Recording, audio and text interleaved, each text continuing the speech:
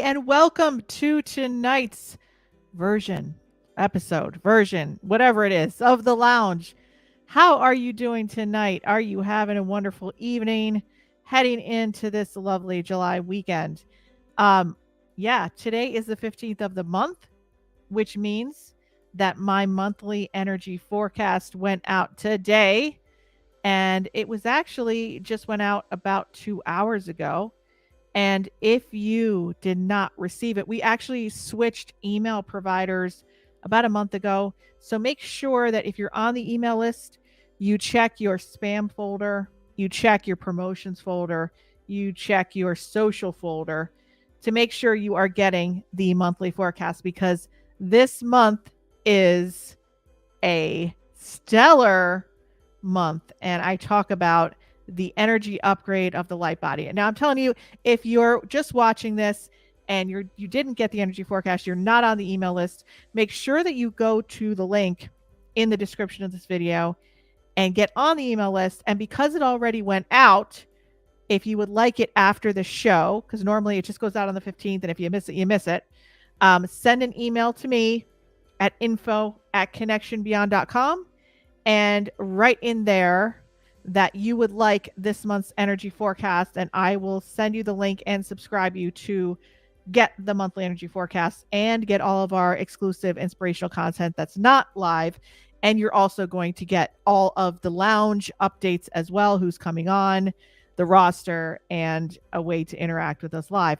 So like I said, if you want to get these monthly energy forecasts, it went out today. I am telling you, you want to take a listen, because basically everything that we've been talking about, everything that I've been talking about throughout the pandemic has presented itself, and it is finally time for your freedom into the upgrade to the new energy light body.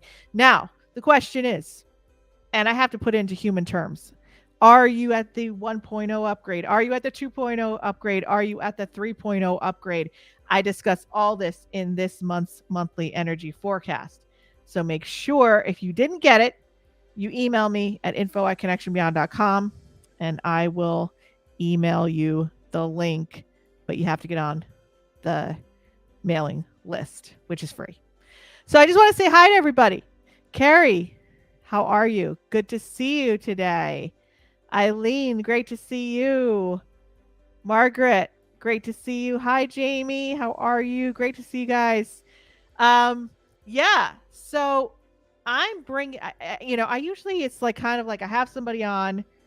It's pretty much like we do the interview and we kind of schedule somebody else the next week. But Dave and Carla, you guys have been asking for a past life interview for quite some time. I did some surveying of you guys, and you told me you wanted to see a show about past lives.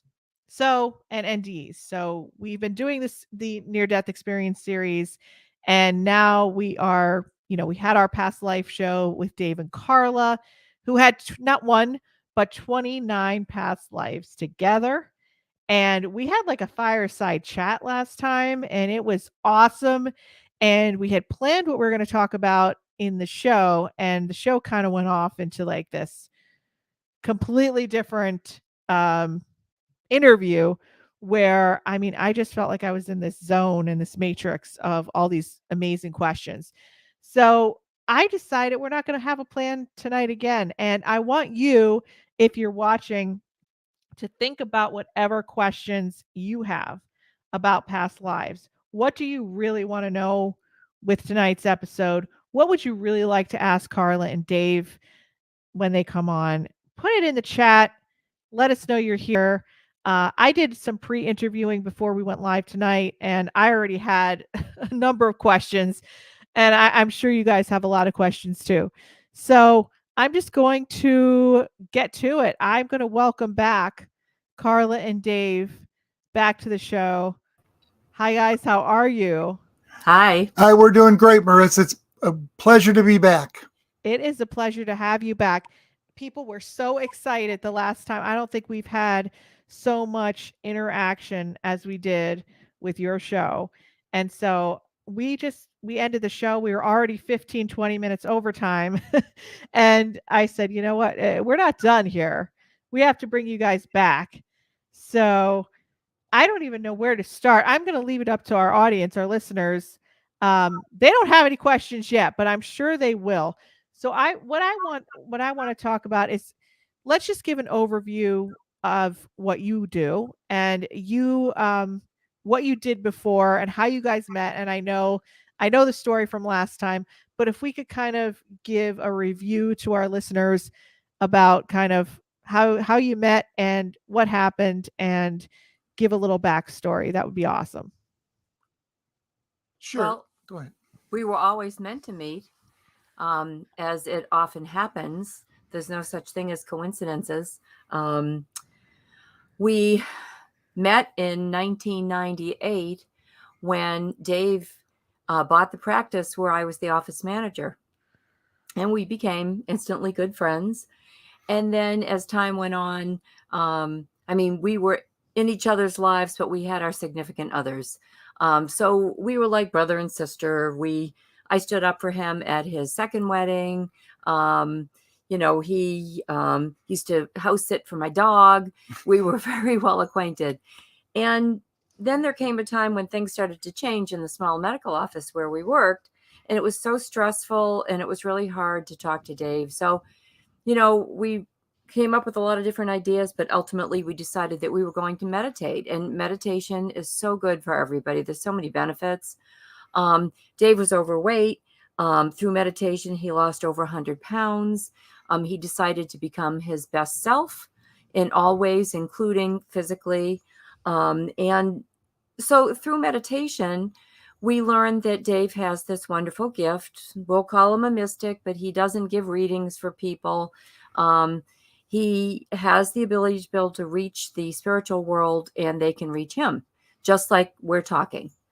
And he also has the ability he closes his eyes to meditate, and he can go back to any past life that he has had, which he has had 42 of, and I've had 34, 29 together. And it's just like he turns the switch on, and he can go right back and live it. So we've written 4 books, and we have a lot of details in the books about our past lives because he can go back and do that. So what happened was we started to accumulate information as Dave began speaking with his spirit guide. We all have a spirit guide, a main spirit guide, and then who has never been human. We all have an angel who's never been human, but we have other guides that are like our past soul family members or past relatives from this life. And they began to surface, and they started to teach us things, teach us what's real in life, despite what we have been taught through religion, through our upbringing. They decided to lay it out for us very simply. And we have journal after journal after journal. And one of the main things that Dave's spirit guide focused on was living a life with the 5 simple rules. And that is a breakdown of the 10 commandments made very, very simple. And they are: live a life without conceit, jealousy, selfishness, and unforgiveness, and make every choice out of the intention to love. And if you do that, you liberate yourself and you get off the karmic wheel. You get off of this cycle that we're going through over and over and over again, trying to learn compassion and love so that we can return back to source, creator, God, one, whatever you like, whatever term seems to be the most comfortable for you. The whole goal is all of us to slowly become one family, all return home. And as we all return home, the levels in heaven, which some people call vibrational levels, other people call dimensions, I don't care what term you like to use, that will all collapse and we'll all return back to God as one. And people always ask, what is really the purpose of all of this? And the purpose of all of this is all communication is based on shared experience. We're all here as a part of God, a part of the whole, having shared experiences so that when we return, we can communicate not through the five perceptions that we have on this plane, but telepathy wise, we can actually communicate with each other because we could share pictures, memories, thoughts, because we have shared experience. So we all know what a cat is. We all know what a dog is. We all know what hurt was. We remember what chocolate was. We could feel chocolate everywhere. And we all Can say, we? we can. Jump into a vat of chocolate. We could Yes. just live Yeah. chocolate. At one time, again, this is, I almost don't like to say this, but Isabella said that life on the other side is what you would almost call perpetual orgasmic. Just so it's completely without wants or needs, to the point where there is so much joy that you can't feel that there's any part of boredom because there is nothing missing. Nothing but love. Nothing but love. And so, a lot of people will say, well, doesn't it get bored there? Well, it doesn't get bored there because every moment is filled with love and joy. Every moment is filled with completeness. Everyone that you've ever met or known is able to communicate with you at once. You have at least Every 42 pet that lives. you ever had is there with you. Yes. So all of the love follows you. All of those close relationships follow you. And what's really happened over all of your lives is those people you had karma with now become family mates, and you return as one family. And everybody comes back, and all of heaven or the afterlife collapses into one, and everybody is one. All right. Well, I have definitely some questions here. Thank you so much for that recap. And I know that a lot of people who watch this show, who are our listeners, a lot of us, I mean, me included, we struggle with those codependent traits that people who are highly sensitive and intuitive have. And so you talk about those three commandments, one being unforgiveness. Well, I think that people who are intuitive, highly sensitive, I think we forgive a little too easily and allow dysfunctional relationships in our lives. So are you saying that people that are doing this, or people that are watching this show who are struggling with those types of toxic patterns, that they just have to keep forgiving? Okay, Marissa, I'm gonna kind of fill in a few spots that might help. The one of the other things that Isabella says is incredibly important. Reminder who Isabella is. Isabella's was my spirit guide. Isabella says that it's incredibly selfish to let yourself be owned. Let someone else take care of your problems, or, and I know that sounds weird because, in abusive relationships, you're owned. You cannot allow that, because that's not being your best self. That's like being lazy, not doing it. The same thing is true about not taking care of yourself. You have to take care of yourself because you have to be able to give and love. And part of that can be forgiving others, because if you hold the grudge, it really hurts you and it has no effect on them. And you don't have to have a relationship with someone that's toxic.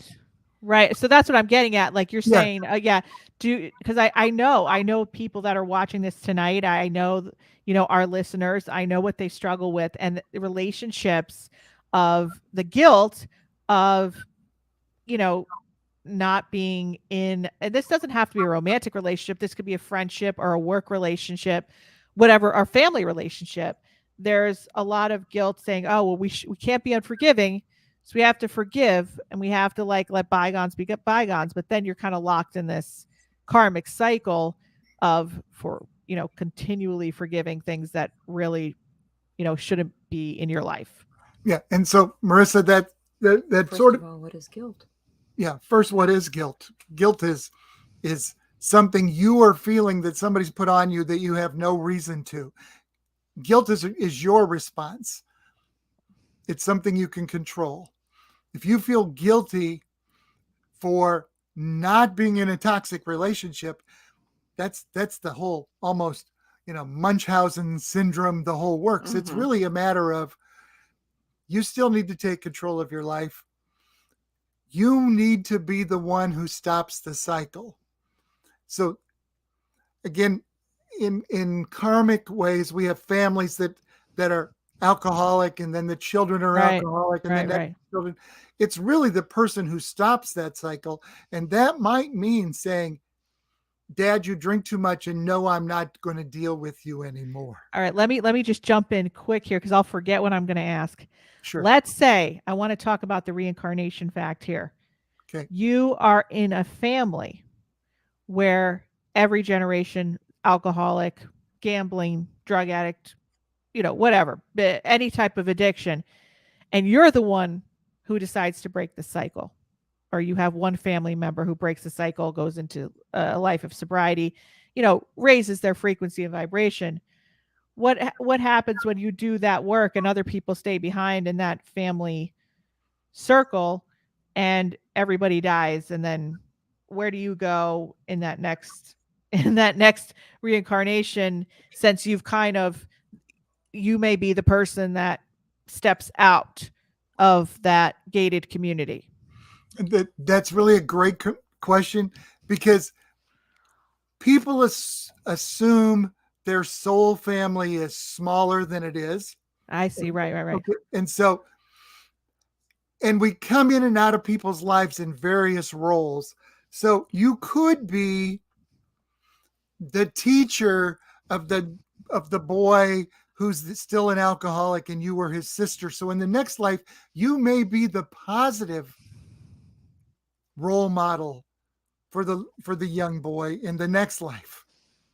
So not part of the alcoholic family, but you may come back and meet him again in the next life as his teacher who helps him now escape the karma. So now you're starting to make decisions out of love, because not only are you sharing what you've learned in the past, even if you don't remember it, but you're giving him ways to get out of his karma. So you're trying to bring parts of your soul family to your direction. Okay, so what happens to that soul family? Let's say they're in a gated community here and they're all in the middle of their own karma that they don't complete. You're out, so the next life you come into your teacher for something.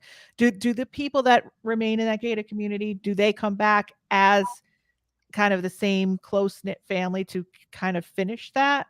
Not necessarily. Not necessarily. Okay. Sometimes you will return to a family, but I'll give you an example. Sometimes, if in one life you are controlled by alcohol, in the next life you may come back with an incredibly controlling boss. Or you may come with a different addiction, so that you try to face something else, so that you could change some of your reactions, because it's not the exact same situation. So you might come back with a gambling addiction, which may still hurt your family. You may still have to try to break that cycle. You may go through, financial disaster, but it might not be the same health situation. Or you might be married to somebody who has the addiction. Now you're on the other side of it to see what it does. Mm-hmm. Now, I did have a past life regression, I would say about 20 years ago. And I remember, the same pattern that played out in my immediate family.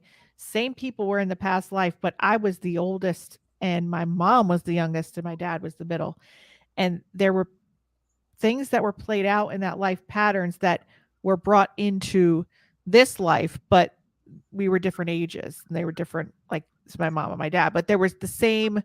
I was like, oh, well, I know why my mom's like this in this life, because this was how she was as my little sister in that life, if that makes sense. Yeah. Complete sense. But I feel like that was the same family of incarnate, like the same family, but just different roles. If that, Well, yeah. Marissa, my oldest sister has been in many of my lives. She has owned me twice.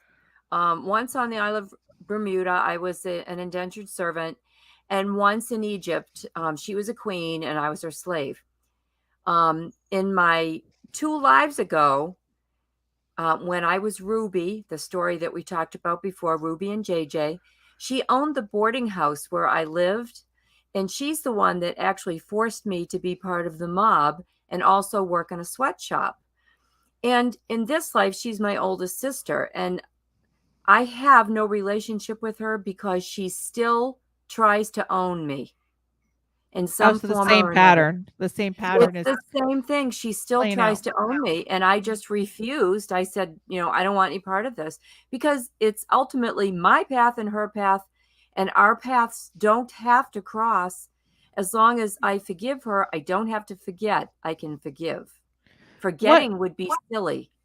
What does forgiving mean if we have to cut somebody out of our life? What does that mean? Means you're not judging them. Okay. Yes. You don't know what they've been through. You don't know why they make the choices they do. The only thing you can possibly control is your reaction. Mm. So if they're toxic, you can't, the only thing to avoid is the entire toxicity. Now, Carla made multiple attempts in this life to make things work with her sister. But at some time you have to say, I'm not going to show up every day so you can beat me up again. Mm-hmm. It's the same thing that if you're abused by your husband, sooner or later you have to say, either you're not going to abuse me anymore or I'm out of this relationship. Mm-hmm. Because allowing that to continue to happen doesn't allow you to grow. Right. Well, that's great to hear because I know a lot of people have those questions, and I have gotten a question after our last interview by numerous people, and I want to they had this question they wanted to ask you because you said you lost over 100 pounds through meditation. Correct. So all of the ladies emailed in and said, how long did he meditate a day? What was it in the morning? Was it what they want the formula for this weight loss? Okay, so I don't know how much I explained last time, but the first thing they have to remember is the key to losing weight or getting control of yourself is that you have to want to be your best self, and you have to understand God, or whatever you want to call God, put us here in perfect condition. We ruin ourselves by listening to other people, by allowing people to put fear into us, because most weight loss, weight gain is because we're not getting control of ourselves for some reason. There's always a reason behind it, of course, unless it's medical, and that's probably karma. But if we eat too much, we're going to gain weight. Why are we eating too much? That's what we need to find out. If you meditate and you open up yourself so the spiritual world can reach you, 35 minutes regularly every single solitary day, even if you don't think you're hearing, eventually you start to feel good about yourself. If you feel good about yourself, you want to be good in every aspect. That's health-wise, mentally, everything. And you want to be the best version of yourself while you're here in this life. And so, again, part of the formula here is, for me in the medical office, the things that were so stressful, bring on anxiety, those kind of things, all raise your cortisol level, which is one of those, is a stress hormone that helps you gain weight. Helps you gain weight. Helps you gain weight. So as you meditate and you shut off, for me, the electronic bombardment, the computers, the everything for that 35 minutes, it allows the stress to go away. As the stress goes away, cortisol drops, blood sugar drops, blood pressure drops. You start to get healthier immediately. That doesn't mean I didn't have to eat right. Part of it was listening to those that care around you. I was addicted to diet pop. Diet soda, right? Yep. Diet Okay. diet soda. I drank 6 Diet Mountain Dews, sometimes 8 a day. It took me 20 years for him to break the habit. Wow. And I gave up Diet Pop one day and started drinking iced tea. And 16 days later, I weighed 16 pounds less. Are you serious? Yep. Wow. Yeah, diet soda's not good. Not good. No, No. it's a fake protein that the body thinks is eating. So it releases insulin. When it releases insulin, your blood sugar drops and you feel hungrier. So Diet Pop is like the worst thing that you can possibly do. All right. Well, thanks for answering that. I do have a question from a listener here. Jamie, she has a phobia of that Halloween bug. Please don't say what it is. I don't even know what she's referring to. Do you think she died from one in a past life? The Halloween bug. I don't know which one. Yeah, I don't either. Bug. So if she's Probably begins with an S. 8 legs. Yeah. Okay. Yeah, oh, maybe. Don't say it. I won't say it. Do you think she died from one in a past life? Yes, I think you have it right, Carla. Yes. Okay, so I think the answer to that is probably yes, Jamie. We've found a lot of different people when you do past life regression. Something that killed them in the past comes and follows with them. I think Carla may have talked about a woman from Chile that was fearful she would lose her current boyfriend because she had lost him as a child in a past life. And so she was very clingy in this life. Sometimes somebody who's drowned in a past life will have a phobia related to the water in this life. Now, some of that is actually protective. You know, I was shot in a dark alley by a mobster in the past. And so in this life, I don't like to walk around in dark alleys with mobsters anymore. With mobsters, yeah. Just add the mobsters. You have to, you got to kind of avoid the mobster. Right. So I think Jamie probably is on to something. There's probably some part of that she just needs to realize that was the past, and the past was there to teach you, not scare you. It's to protect you. So there is, you know, if it's the S word that might be there or whatever, then avoid poisonous S's. Right. Okay. Yeah. And the other thing is, we're infinite human beings. If a spider bites you and you die, you're coming back again. But we can't say the S word, though, but we just said it. Don't That's say right. it. So if an insect bites you, or something else that bites you and kills you, or you eat a poisonous plant and you die, first of all, it was probably all kind of set up that way karmically, but you're coming back. And the other thing, Marisa, that this is really hard for people to conceptualize. Oh no, she's saying she's gonna have nightmares. Oh, I know. We don't need to give Jamie.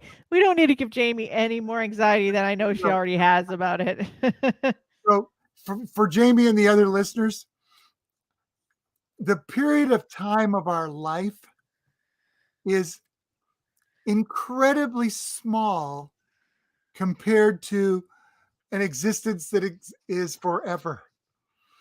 So if you talk about 42 past lives, if I get done this time, this 400 and some or 4,000 some years of existence is nothing compared to the existence that we have in the last 6,000 years or 8,000 years, or the soul that may have existed for 13 million years. Right. So Eileen asks, could there be a totem meaning to the S word for Jamie? Well, certainly.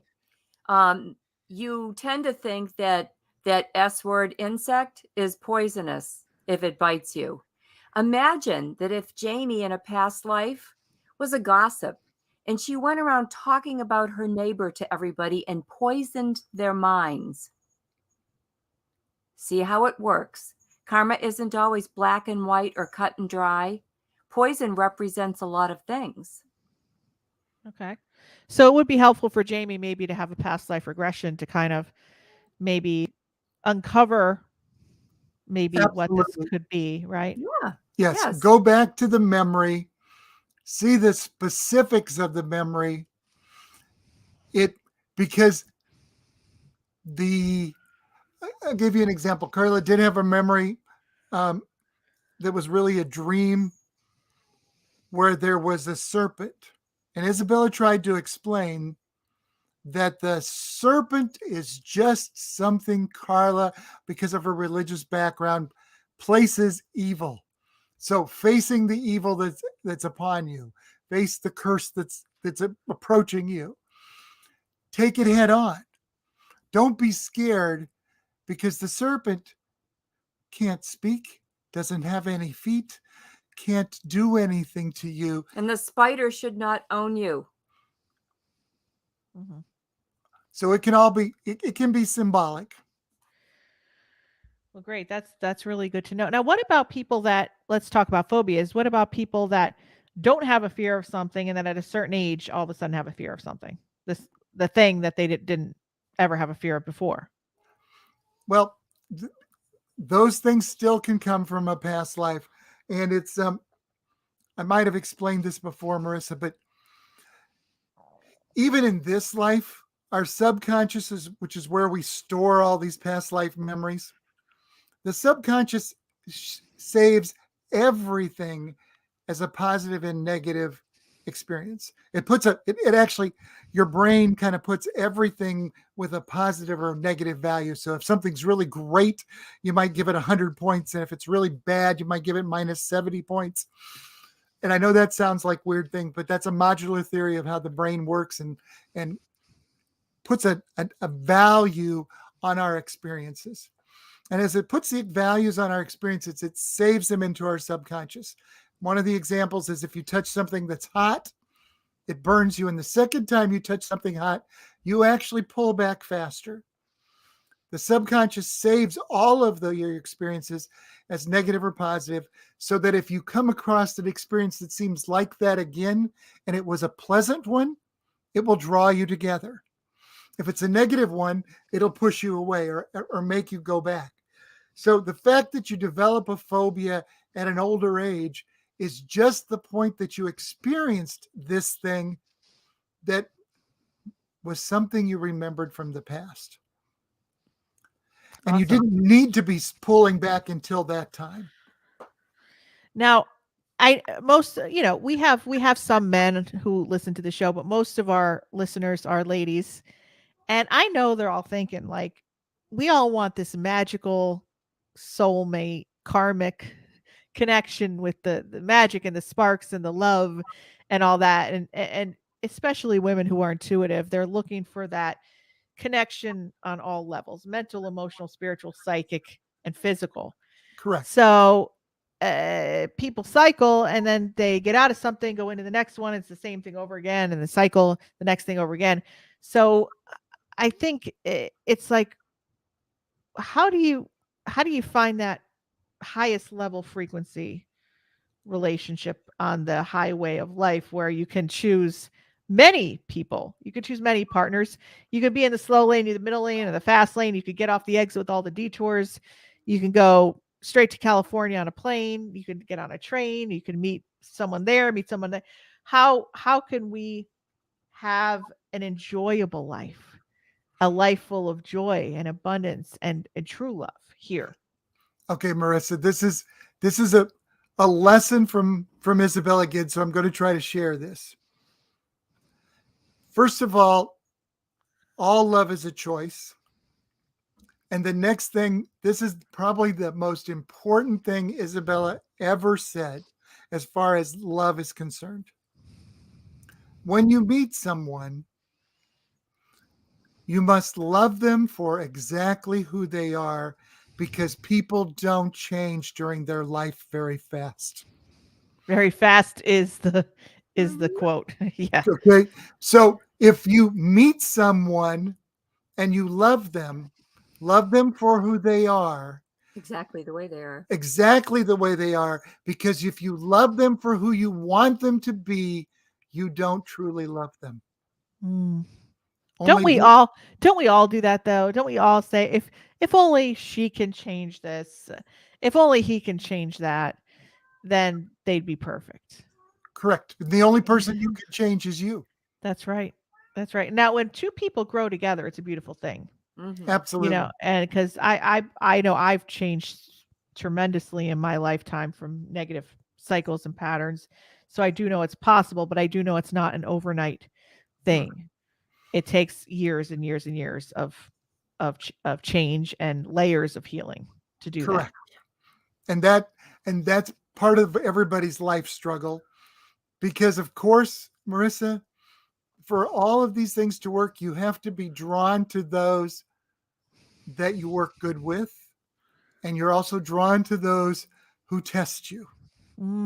Yeah, test you to push you out, right? Push you to Correct. So yeah. whether you're going to approach those that test you and deal with that is part of suffering, part of life.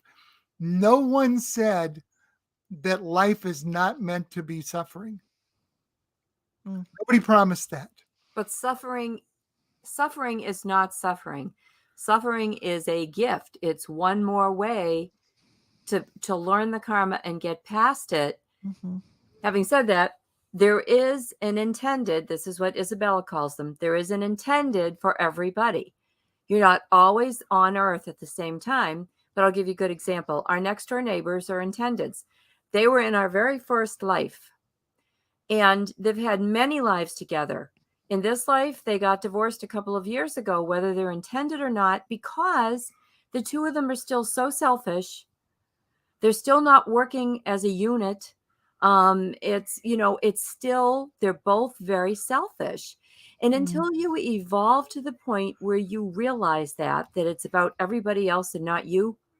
I mean, you have to take care of yourself, yes, but ultimately you're supposed to be sending the love, giving the love to everybody else, and worrying about yourself last, not your health, not your mental well-being, but you as a person.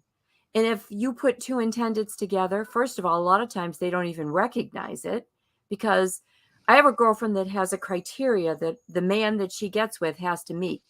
Well, she's 60 some years old and she's yet to meet him. Guess why? Because it's ridiculous. She won't look at a guy if he's shorter than her. Maybe he's the nicest guy in the world. But if he's shorter than her, she doesn't want to see him. If he doesn't have perfectly white, straight teeth, she doesn't want to see him. If he doesn't make $200,000 a year, she doesn't want to see him.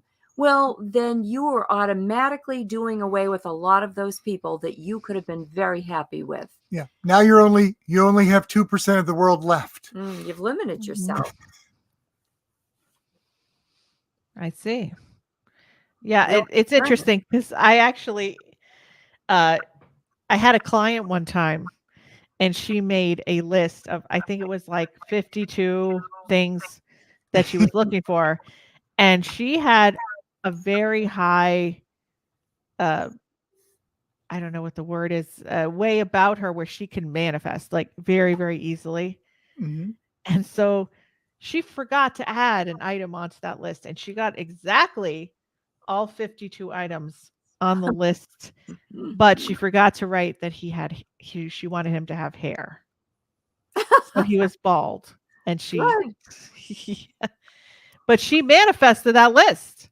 Yeah. 52 items, manifested it. That's because there's somebody out there for her. But I thought you said you can't, I thought you said that a list is not, you can't do that. I think looking for a specific list is not the right way. Well, she didn't choose the guy anyway, because she forgot the item on the list about the hair, but he showed up. So she didn't want him because he didn't have hair? Right. Oh, that is so sad. No, she didn't accept him, but Oh, that's so sad. he That is showed very up. sad. Hmm.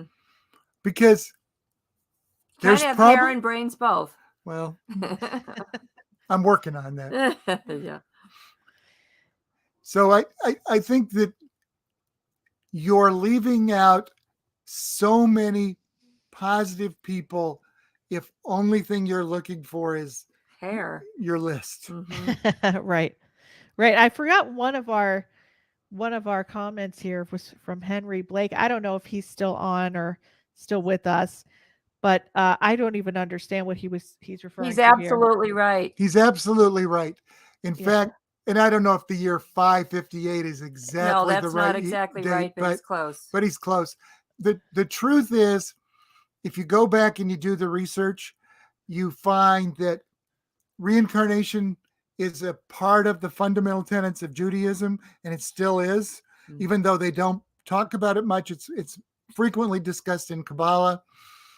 If you look back at the time, the first preeminent church leader name was Origen. He was from Alexandria, Egypt. He was of Jewish descent. He was one that wrote almost the earliest documents regarding all of the Old New Testament things that they could find, and was writing out all the tenets of the Catholic faith. And for him, pre-existence of the soul and after existence of the soul after this life, or reincarnation, transmigration of the soul, was what he believed was the tenets that were taught. Mm. From that point, many of the Roman leaders got involved. And so they started to argue about this. He also wrote that he questioned whether Jesus was actually one with the Father, created by the Father, and there were some other issues related there. When it got to be about 200 years after that, so you'd be talking 400 AD, they went back and burned all of his writings. And they excommunicated him from the church as a heretic, even though he wrote all the documents that led to the church in the 400 ADs. Because he talked about reincarnation and he questioned Jesus, because he said if reincarnation exists, then Jesus' atoning death can have no meaning. I'm sorry, I'm reading this next Question? I wish Monsignor was still alive for me. Oh, I guess someone's just talking about their priest or Monsignor that they can discuss reincarnation with them. Okay. Cool. Well, you guys have just a couple more minutes if you want to jump in and ask a question of our guests. I want to talk to you guys about your book so that we can read some of your experiences and get a sense of your story on a deeper level. I know if you go to your website, thegiftofpastlives.com, the book is available to be downloaded or purchased there, correct? The links to Amazon, Barnes and Noble, and any other bookstore can be found there, so that you can order the book. Yeah. All four of our books are there. So which one do you recommend that somebody start with? I always tell everybody they should read The Gift of Past Lives with Mother Isabella God and Elizabeth first. And The Gift of Past Lives, yeah. Yeah, it's the one that Explains our experience. explains our experiences, some of the mediumship kind of things that happen to me that are sort of like what you've had. Yeah. And it talks about the day in that book that Carla and I had a shared memory at the same time. That's really cool. And so Great. we're talking, and we started to finish the conversation from 90 years before. That's in a crazy. different life. That's crazy. And two, your website's one place to connect, but you also have a Facebook page that I'm sure you guys are very active on. Right. Mother Isabella God and Elizabeth. So And that also, correct? there's another one that, It's more daily quotes. yeah, that's got more daily quotes, but you can reach us there. You can also meet us at our another Facebook page, which is Reincarnation. I can't Got remember. it. That's late. Reincarnation and the Gift of Past Life, something like that. But Yeah, if they look, Gift of they'll find it. Awesome. And you are offering a promotion here also for our lounge listeners. The first two people that send an email that they've read The Gift of Past Lives and mention what happens to Ruby and JJ will receive another book. So you have to mention the lounge and you have to answer this quiz question to be Yep. able to be entered into this contest. So let's see here. I know Jamie has another question. Do we ever stop being reincarnated? Life is exhausting. Mm-hmm. Absolutely, Jamie. That's the whole purpose of all of this.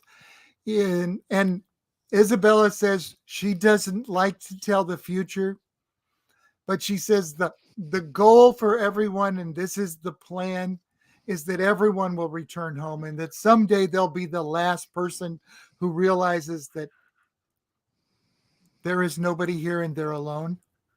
And that one person is the last one that comes home.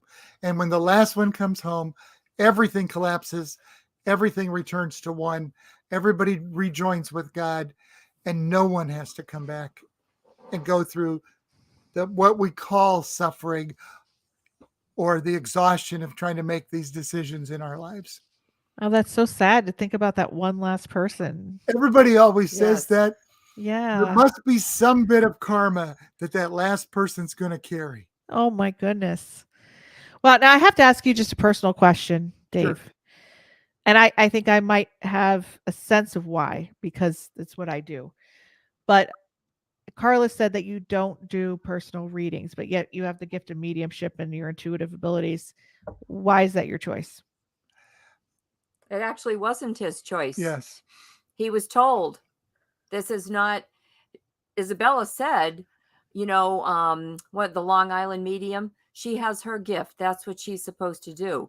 What Dave is supposed to do is write books, tell the truth, tell people what's real and what isn't, not to tell them about their future. He's been given the gift of knowing our past lives to help us learn so that we can help other people learn. So when you do have those experiences where you do have the mediumship come through, it's obviously a spirit wanting to get a message to someone. Do you give that to them or no? I have given messages to some people that I know, but I don't try to promote myself as doing that. I see. So you just do it when, just as a service, when something comes, service. yeah, comes through. And okay, because I had a, yeah, I have a, I know where the universe is kind of leading in consciousness, and this type of work is meant to be elevated to different things. It just, I can't really get into that right now, but there are roles people are yes. supposed to do, and that one is not my specific role to try to connect everybody with that. The fact that we're sharing this experience is so that people are aware that you're looking for confirmation that your loved one is okay. I'm telling you, all of your loved ones are okay. Marisa, I think we Yeah. told you before that often when we do these podcasts, I will see something familiar in the eyes of the host, and then all of a sudden I'll get a flash and I'll know what life they were in. And if I go to Dave and I say, will you ask Isabella if I can tell them about the past life and this and this and this? Usually her first response is, you're not a dog and pony show. She's so funny. And what is the reason that you want to do this? And if I have a totally legitimate reason, not just for entertainment, she'll say, okay. And then she'll give us some information. And then we pass it on. But it's usually directly related to something that they need to overcome. Very good. Yeah. Well, great. Well, we're coming to the end of our show. Is there anything else that you guys would like to mention before we sign off? Just a little short lesson on taking care of our planet. you know, usually we tell people, try to be better for the planet. Don't throw your trash out the windows Right. and try to be more ecological, make those kind of decisions. Maybe this will help threaten a few people. I hate to say threaten. Remember, if we don't take care of this planet, if you're the person who's destroying that tree, not taking care of the animals, destroying our natural environment, just think of the karma, because you're the one who's returning to the world you destroyed. Very good. Mhm. Thank you, Dave. Thank you, Carla. You're Once welcome. again, Dave and Carla, The Gift of Past Lives. I'm just going to go over their little banners here, and this is their book. And I want you to go and get a copy, thegiftofpastlives.com. They have 4 books, and there's an opportunity for you to win one. Also, you could follow their Facebook page, Mother Isabella, God, and Elizabeth, but they also have another page that is on our their website. website. And the first 2 people that send an email saying that they've read The Gift of Past Lives, mention the lounge, and say, this is what happened to Ruby and JJ, you'll receive another book. So that's an awesome, awesome promo. Thank you so much. I see a lot of people just recently signed on. We're getting ready to wrap up the show. So please, this will be on YouTube. It'll be on Facebook tomorrow. Make sure you go back and take a listen. And also, if you have comments on the replay, please post them. Questions. Dave and Carla will be watching and looking and responding as well.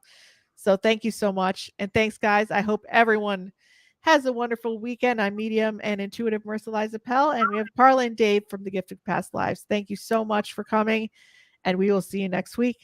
Have a great weekend. Thanks, Bye, Marissa. guys.